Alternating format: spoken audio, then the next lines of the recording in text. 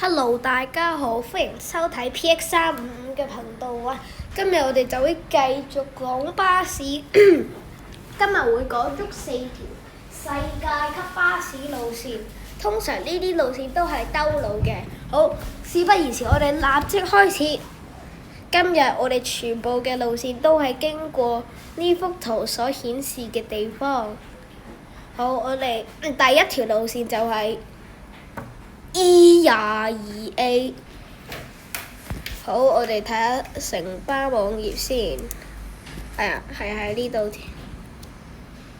我哋一睇呢個 E22A， 話航天城方向40個站，但係你一睇下將軍澳，哇！入將軍澳隧道之前就已經有18個站。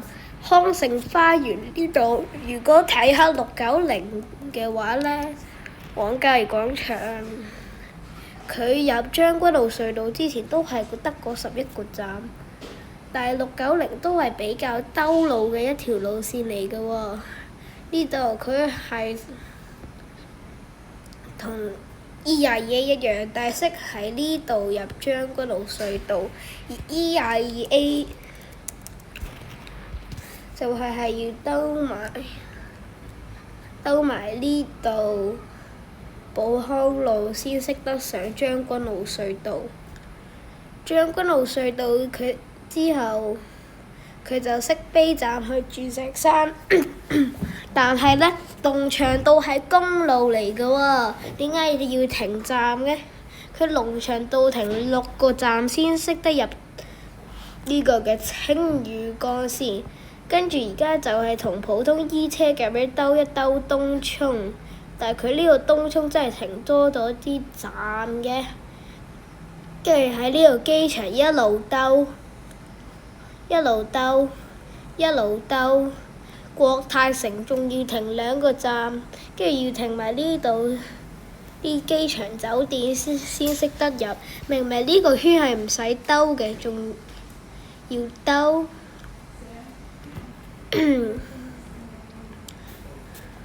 好，E22A我哋就批評到呢度。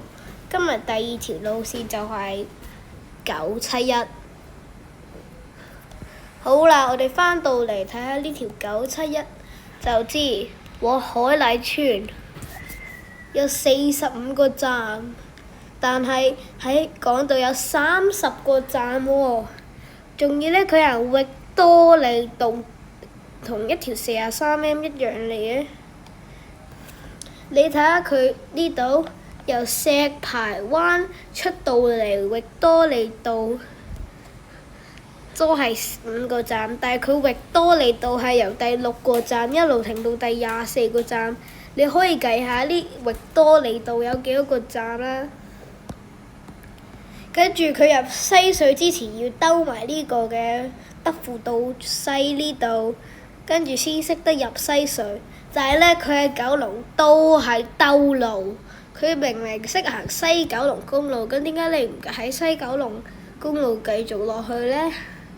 明明可以喺呢度西九龍公路入櫻桃街繼續去，但佢又唔識咁樣喎，就搞到呢，佢要喺佐敦道呢度兜到暈，再入返嚟海麗邨。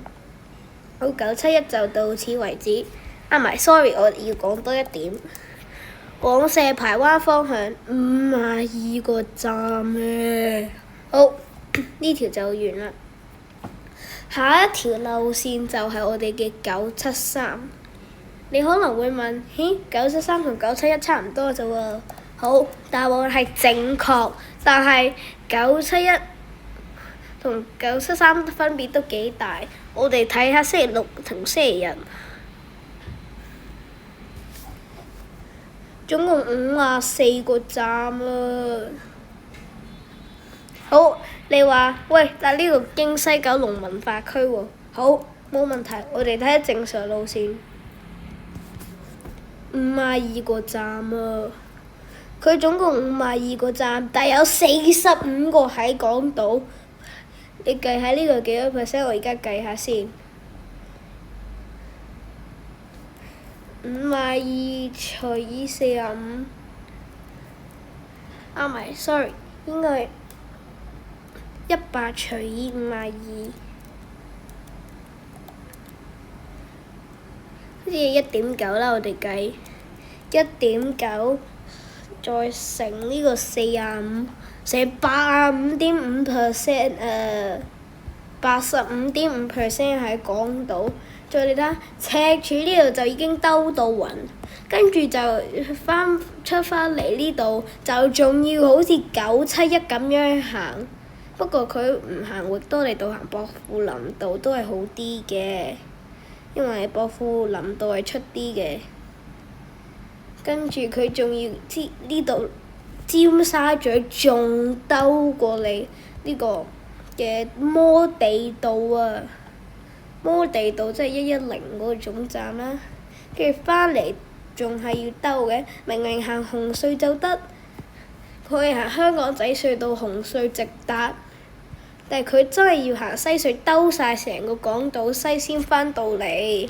好，呢個就係我哋嘅973，最尾一條路線就係我哋嘅290A。好，今次要睇九巴。我哋嘅290A，首先你一睇呢度，哇！一劈站嚟嘅，仲要兜埋咁多路，又唔行將軍澳隧道出嚟，佢又唔行將軍澳隧道嘅，仲要行咁樣兜埋呢個嘅九龍東啊！跟住佢仲要喺龍翔道，但係呢，我同你講，將軍澳係大區，荃灣西又係大區，而呢個290A 係仲有一個 friend 就係290。290就係一個做得比較好嘅路線，都係由將軍澳大區停好多站，大區又停好多站，但係中間就有限地鐵站。但係290A 呢個嘢呢，喺中間好多站啊！你睇下呢度，呢個寶達九龍灣呢度仲要停咁多站。將軍澳我還可接受，但係呢，你中間呢度停太鬼多站，仲要出埋嚟荃灣又咪停好多站呢？明明係大區同大區停站，但係你竟然喺呢啲中間嘅位停多咗啲站。我哋再睇下城巴 Apps 啲呢，雖然佢係睇唔到路線嘅圖啦，但係呢，佢應該係睇到嗰個幾多個站嘅。好，我哋睇下彩明巴士總站呢度，唔係小巴站嚟嘅。喂，E22A 停呢度㗎？你睇 E22A 有幾多個站啊？而家喺調景嶺，仲要入埋康盛花園，要兜咁多路啊！呢個係小巴站，呢個呢29我哋嘅彩明巴士總站290A，你睇下佢要兜幾多路？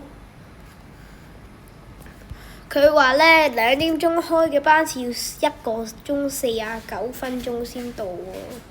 佢又唔係呢種 A11就要由呢個嘅北角去到我哋嘅機場咁鬼誇張。佢又唔係過海線106嗰啲就真係要咁樣，因為過海啊嘛。但係呢個又唔係過海線。290A 呢就係呢啲細呢啲途經嘅地方停好多站，但係荃灣停幾個站，將軍澳還好啦，大區，但係佢真係兜得好緊要喎。好，290A 就到此為止。今日我哋條片講咗4條極級巴士路線，到此為止。同埋我想多謝下風扇吹水堂俾我哋呢個 idea。E22A、971、973同290A 就係今日嘅4條路線啦。下一次再見。